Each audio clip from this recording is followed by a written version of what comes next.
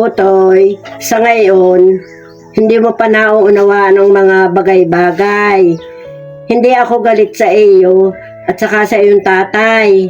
Itinatama ko lamang ang maling gawa ng iyong tatay. Kala ko po hindi nyo love ang tatay ko.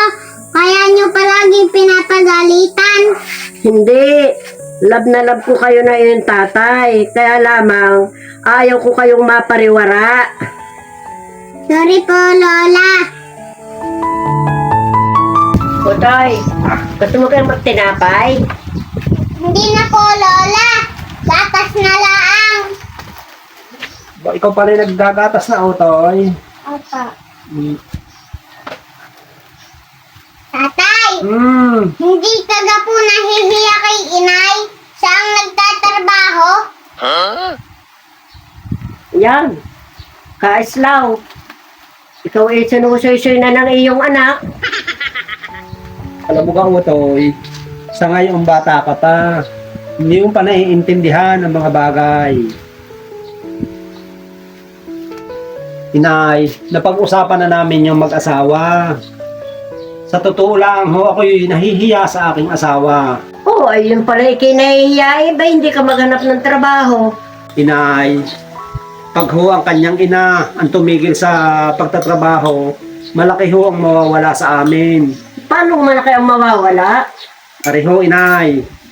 Unang-una, ang aking asawa, mas malaki ang sinasahod niya kaysa sa akin kung ako'y magtatrabaho dito.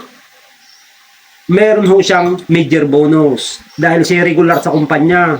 Meron siyang 13 month kada taon.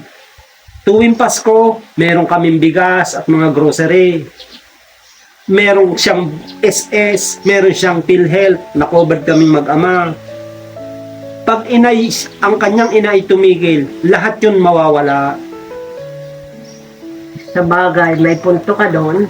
Pag ako naman inay ang nagtrabaho, walang kasiguruhan na halimbawa dito ako madidestino. Paano kung sa malayong lugar ako madestino? At kung ako'y umuwi dito ay lingguhan. At saka alam niyo naman inay ngayon, magtatag-ulan. Ang buhay ng construction inay, kung isang linggong naulan, walang trabaho, di wala rin sahod. Saan kami kukuha ng aming kakainin? At pangalawa inay, kaya nyo gang ihatid sundo si Utoy sa school. Ay hindi, sa init na yan. Oo, yun nga inay. At pag may assignment inay si Utoy, kaya nyo gang gawin. Ay hindi ko kaya. Lalo na pagka English at may math, hindi ko kaya yun. At saka isa pa inay, aayaw kung kayo'y magkasakit. Umpisa inay, nang hindi namin pagkakaunawa ang magkakapatid. Pagka kayo nagkasakit, pag-iintindi sa aking anak, ay di ano na lang ang sasabihin ng aking mga kapatid. Kaya ika nagkasakit ang inay sa pag-iintindi sa anak ni Kaislaw Hindi kay umpisa nang hindi namin inay pagkakaunawaan. Kaya aayaw ko ng gayon. Gusto ko ako na lang. At saka inay, kung kumuha kami ng katulong, ang magiging sweldo ko ay mapupunta lang sa katulong. O di mas maigi nang ako ang mag-intindi sa sarili kong anak. Pasensya ka na, Utoy, at hindi ko nakikita ang mga bagay na gayon na ang iyong ginagawa pala ay isang malaking sakripisyo din. Hindi naman inay ako yung tipo ng asawang sugal din sugal doon, barit din barot doon. Kaya naman kami nalabas lang ni Utoy, nakikipagkwentuhan. At yun, minsan naglolomi. Ako inay nanghihinayang at talagang pinahahalagahan ko ang bawat sentimong kinikita ng aking asawa. Ayun siya, kami pabayan muna inay, yung Utoy, at kami may ipapiprint, yung mga drawing. Katulad niya, hindi ko kaya yan. Taka.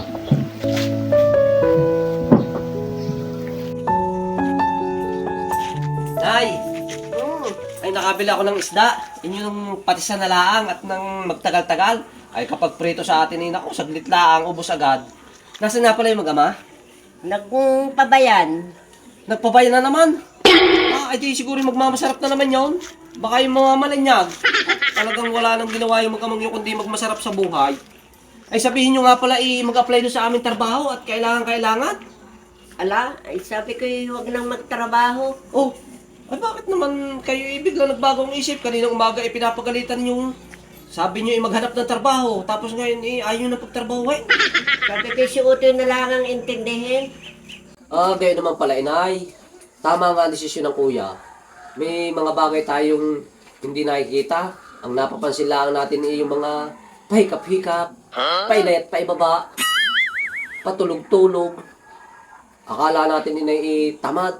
Yun naman pala malaki din ang pakinabang.